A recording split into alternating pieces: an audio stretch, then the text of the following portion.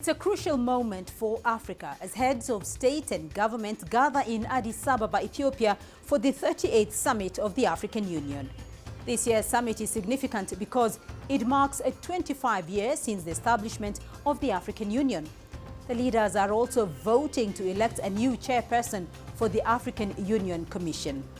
In their deliberations, the leaders look back at the founding principles and examine whether the African Union has achieved its goals. However, they meet within a backdrop of a raging conflict in the DRC and Sudan, tension with the Sahelian countries, ongoing economic challenges, and constantly evolving geopolitical environment. So this week on the program, we assess 25 years of the African Union, its successes, failures, and the challenges that will define the next decade. I'm Beatrice Marshall. Welcome to Talk Africa.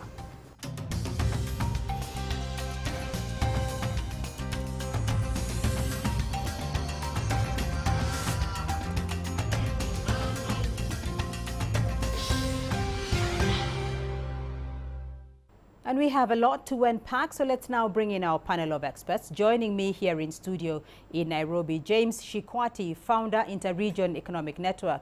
Also in Nairobi, Professor Bob Wekesa, Director of the African Center for the Study of the United States, University of the Witwatersrand in South Africa. And in Abidjan via Zoom, David Otto Endele, Director for the Geneva Center for Africa Security and Strategic Studies. Gentlemen, a very warm welcome to you all. Thank you for joining in this discussion. I want to get a feel first from all of you of what you think the African Union, how it has performed over the last 25 years. The African Union is now marking 25 years since inception. Briefly, David, let me start with you. How would you assess the African Union's achievements over the past 25 years? Well, I think, it's very important, Beatrice, to note that the whole idea of the African Union when it was formed 25 years back was to unite the continent, to bring together the continent as one body, considering the fact that, we were fighting for our independence, we needed sovereignty. And, the African Union achieved that partly by establishing itself, but 25 years down the line, there are questions that have been asked in terms of, how peaceful the continent has been, but also how united are we. And that begs the question as to whether the African Union is just a body that was established, kind of on paper rather than in practice, because what we're experiencing today, from a security point, is that, the continent, seems to be, renegating, towards, an end that, perhaps, should not be something that the African Union would be proud of, 25 years down the line. So I think, the body has done well in some respect, but, going forward, 25 years down the line with some countries, literally leaving the Union, that is something which the African Union would have to look in the mirror and see whether we're regressing or we're progressing. Professor Wekesa, your thoughts, do you think the African Union has done well in some respects? No, I think it has had mixed results, and I will imagine it has more failed than succeeded, even though we can give it some credit for things like African positions, common positions on climate change, on issues like campaigning for United Nations Security Council seat. It has been consistent that way. But if we are thinking of the 25 period, we have to remember that this is the African Union that was taking over from the Organization of African Unity, which had been accused of merely being a barking dog that couldn't bite. And so from the optimism of the founders of the AU, including Thabo Mbeki, Olusegun Obasanjo, Abdoulaye Wade, in 2000 to present, it has more failed than succeeded, in my opinion. And I think there are many ways to look at the failures. Let me just use the comparative approach. You look at the EU, European Union.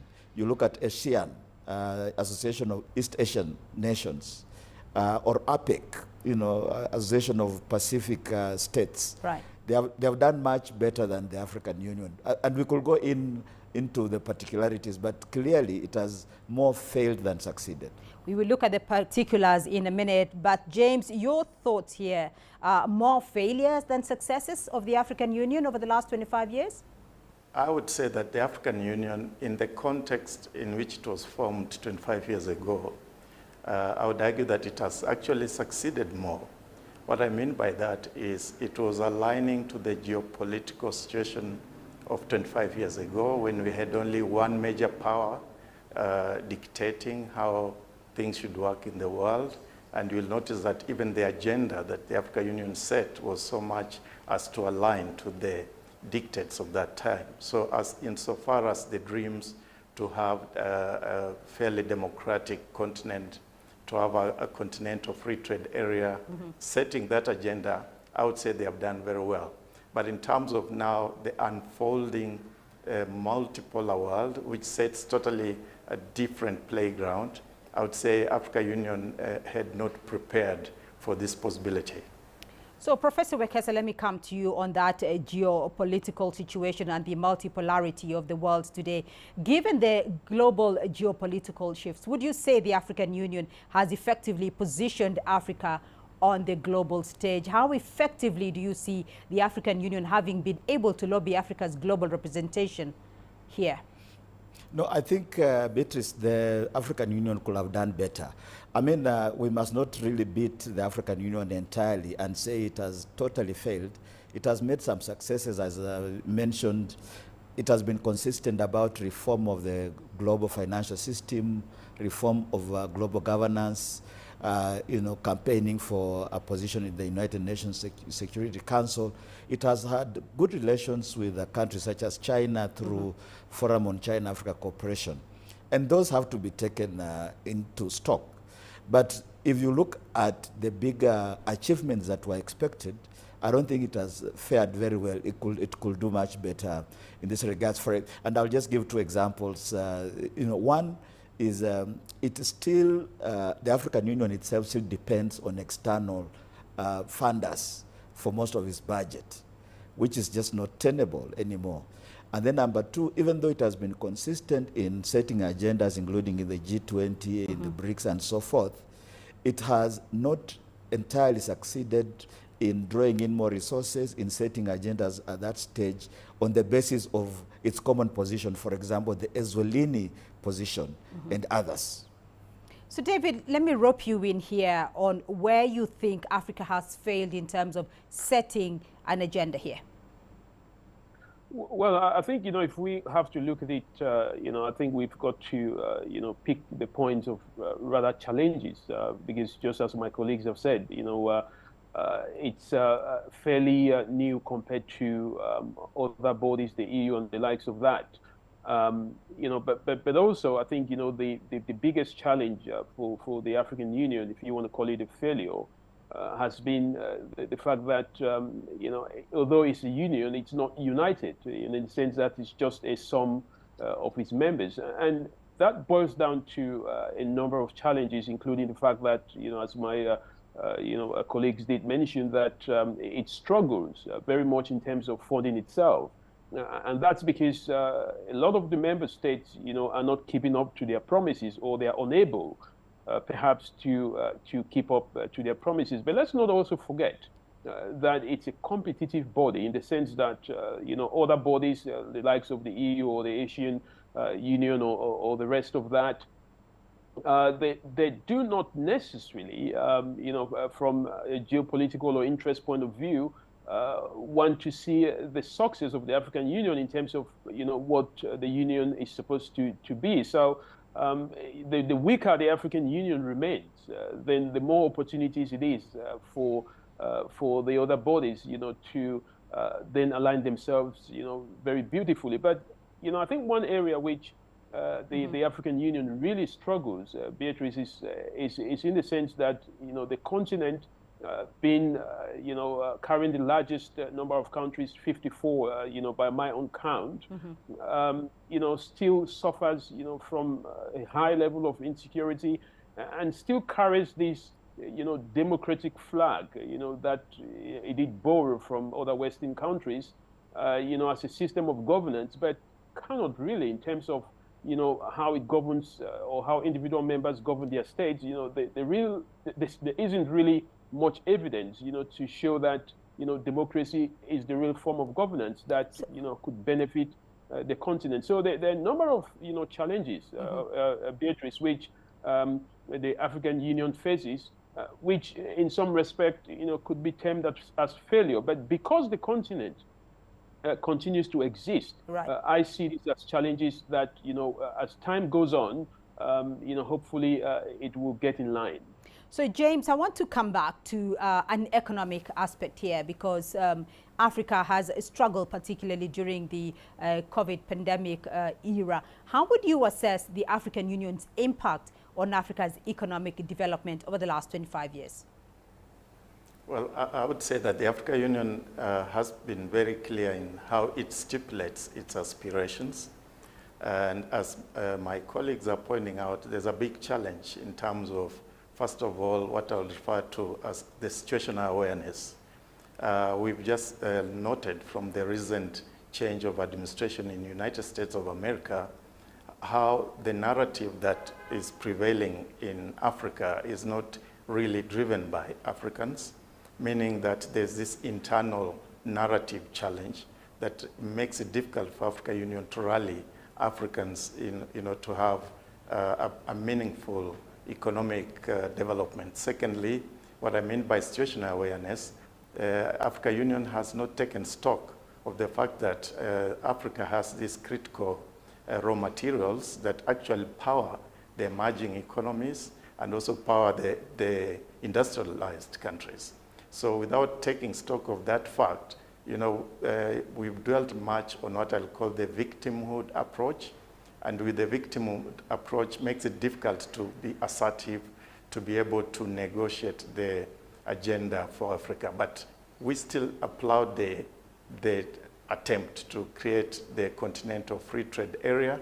But we know that a continental free trade area where Africans are not productive will not mean much, because it will be simply opening up Africa for a market for the industrialized countries, when we actually have the resources that can create a critical mass of market that absorbs African products. Professor Wekesa, it does seem that the African Union has had a rather shaky 2 decades. So bring us up to speed here. Have there been any missed opportunities or major failures in the AU's mission?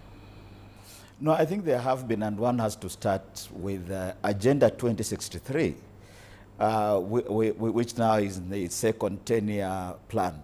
In the first phase between 2013 and 2023, if you look at the reporting, and the reports are actually there, it missed almost all its targets.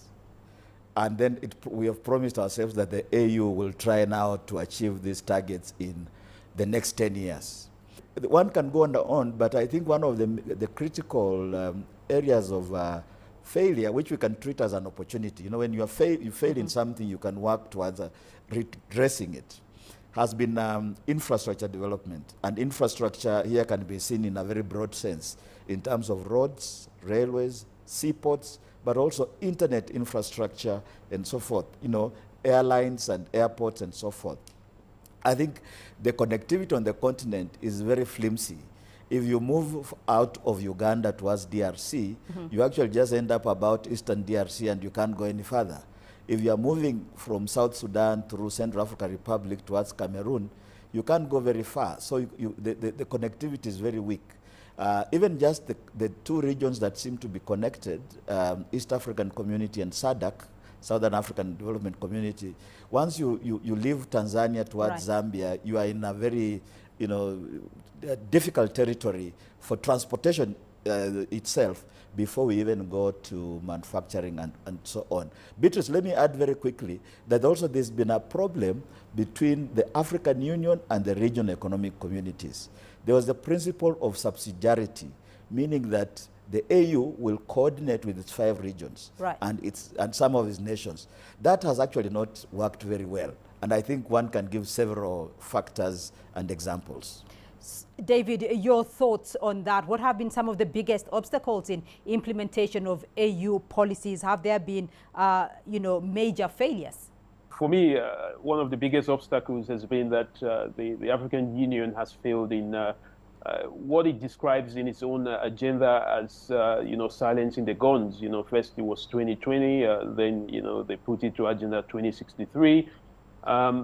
There is nothing that can exist, from an economic, political, development without security. And, Africa seems to lead the way in terms of the highest amount of insecurity, possibly, globally, according to the Global Peace Index, and we are still talking about existing conflicts between DRC and Rwanda M23, whichever way you want to look at it. We're still talking about the influx of terrorist groups linked to Al Qaeda, ISIS within the region. We're talking about putschist regimes emerging in the Sahel, which of course has led to some disconnect between the states of Mali, Burkina Faso, Niger from the AU, and of course they've left the ECOWAS, which is a regional body. Right. So the level of insecurity in the continent is something that keeps on diminishing the potential for the African Union to kind of progress towards achieving any economic goal, and we're still not yet, even achieved the common aspect of the free travel, from one African state to another, which right. it's quite shocking in a sense that an African, someone from Kenya cannot just travel to another African country without the requirement of a visa. Again, these are very minor but impactful challenges that the African Union is experiencing, and I do hope that if they do, get a grasp of the level of insecurity within the continent, then this, big distraction, can lead to some progress, 25 years down the line. Indeed, gentlemen, we're going to stop there for now, take a short break, but when we come back, we'll look closer at some of the major challenges for the African Union. Stay with us.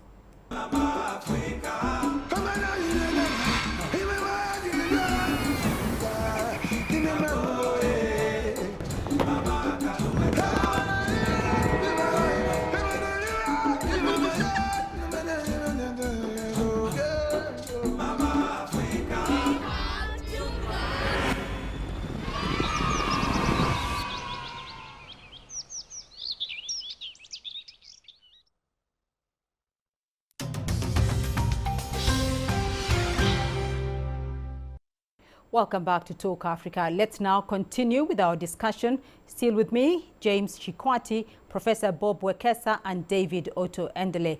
I'm going to continue, David, where you just left off.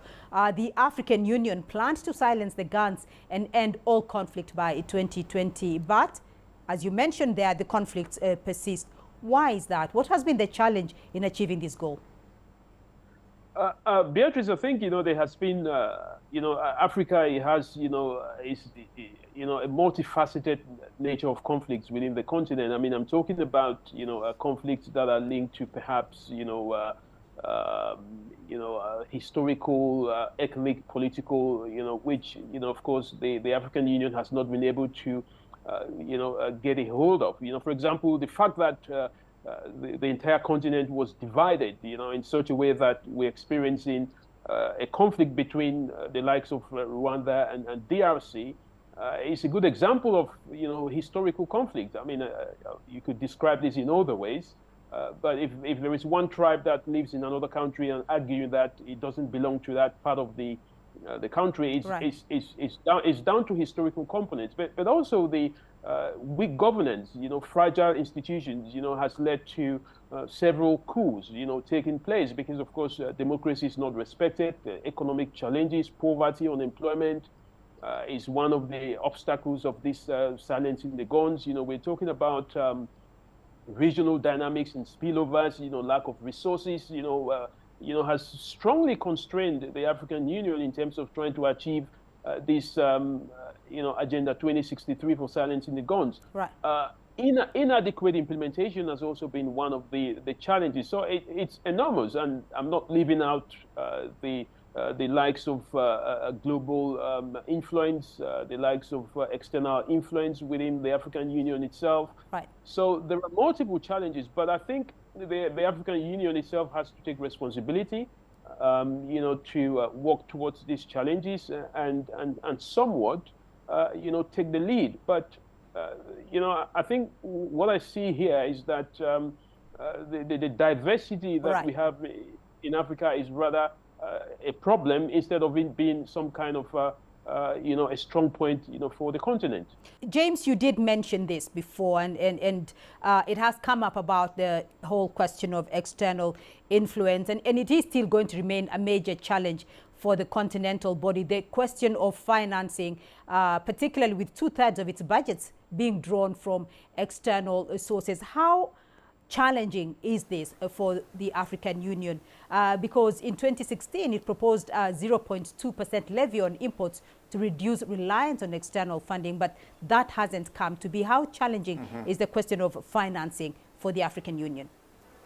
Well, the challenge of financing is a big one because whoever finances dictates the agenda. But I think from the unfolding geopolitical reality where we can see clearly, for example, the tension between the European Union and the United States, I think it provides a big opportunity for Africa to renegotiate how it partners or relates with these two major powers in terms of critical mineral resources, how we sell them out to companies out there, looking at supply chains and how the two US and EU have been dictating how supply chains play their game on the ground in Africa. So I think it's a matter of Africa leveraging on the tensions of some of the partners, because the fact of the matter is that powers will always compete. This is something African Union cannot stop, but it can study the game. The ground game now is very clear that the old players are not speaking the same language, and African Union could take advantage of this and push its agenda so that we can have a fair game on the continent. So, Wekesa, what's been the danger for the African Union of being so reliant on foreign entities to fund its operations? Certainly, there is the whole concept of dependency. It has been a scholarly and a policy issue for many years that once you depend on an external power for the running of your internal affairs, you are in big trouble. And so the only approach is really to rework the continent's partnerships with the global powers on one basis. I think my colleague James has alluded to that. So, the current relations with the US, for example, might look different from relations between Africa and China, Africa and India, Africa and Russia, Africa and the EU. This actually demands that the African Union develops a foreign policy framework. You can call it external policy framework, but it must have framework of engagement with the different partners, because different partners might require different strategies. There's been an attempt at that. In fact, this came out of the Kagame report of 2017. Paul Kagame of Rwanda released his second report last year before handing over the leadership of the reform of the AU to President William Ruto. And it was very clear that we must have some certain foreign policy posture at a continental level, coordinated through REX and at national levels, so that we are able to engage with the partners on a more equitable, self-interested manner. But at the same time, I think it will behove the AU to actually take bite the bullet, as it were, by saying, no, look, we are not going to enter in any relations that are exploitative and so forth. And actually then ask or whip nations to actually follow that, so that there is a more focused inclination towards generating internal resources, self-made resources that can then propel the continent. And I think, as we have mentioned, Africa is a continent of many resources, and that's where we could start. Critical minerals, for example, is an area where we can negotiate from a point of strength with whichever power. Right, so gentlemen, I'm going to get your winding out comments here. And let me start off with you, James. Looking ahead, what do you expect from this year's summit, and what should be the African Union's top priorities to make a tangible difference in Africa's future? I think the top priority for African Union is going to focus on the issue of currency. This is financial architecture, because we know that none of African currencies are recognized in the international market. And that in itself is a big drawback for a continent of over 1.4 billion with all the resources that we have. So the focus is going to be big on the global financial architecture and how it impacts on Africa's development. David, your thoughts? The African Union needs to come up with a model in terms of how it engages or its members engage with external parties, from a security and defense point of view. I think that's very critical, because without, some kind of a clear agenda, we don't want to see the African Union collapsing in terms of its membership, or some members, dropping out of that. That's it's a very bad sign. I think, the union was created, to be one. And we must find ways that members can exercise some level of flexibility, but within a structure that does not provide some kind of an excuse for members to opt out of the union and thereby render the union kind of weak. So I think that confidence in leadership, and that confidence in the fact that Africa does have the resources that it can fund itself is something that whoever is sitting on the wheel should lead on. Without that, I think we're in trouble. Professor Wekesa, you have the final word. Okay, so I think I'll put it in two pillars. One is the realistic agendas that I see happening, and I believe the conflicts in the eastern DRC and Sudan will be of major concern to the leaders, particularly because of the involvement of many countries, regions and the impact, the humanitarian crisis and so forth. It was almost going to be unavoidable that the leaders touch on that. I think the other realistic priority and agenda item will be essentially what the new administration in the U.S. means for the continent, particularly because through U.S. aid, for example, it has funded many projects. But if I was in the room and I was asked to offer my thoughts, I'll have gone for completion of the reform process, because I think the agenda for the reform of the AU is incomplete. The AU headquarters in Addis is bloated. There have been questions about accountability, verging on corruption. There are institutions within the AU that are not necessarily very helpful. The Pan-African Parliament that is based in South Africa, for example, is not a proper legislative arm. Neither is the African Court of Justice. It does not necessarily have impact. And these are just two. There could be more. So if I was in the room, I would be like, let's focus internally on these major reform issues that have stalled. Thank you. All right, gentlemen, thank you all very much for being a part of this discussion. But that's all we have time for on this edition of Talk Africa. A big thank you to our guests, James Shikwati, founder, Inter-Region Economic Network; Professor Bob Wekesa, Director of the African Center for the Study of the United States, University of the Witwatersrand in South Africa; and David Otto Endele, Director for Geneva Center for Africa's Security and Strategic Studies. Remember, you can be a part of this conversation through our social media platforms on Facebook and X, and you can watch this and other editions of Talk Africa on our YouTube playlist. Do join us again next week for more Talk Africa. From me, Beatrice Marshall, and the team here in Nairobi, until next time, goodbye.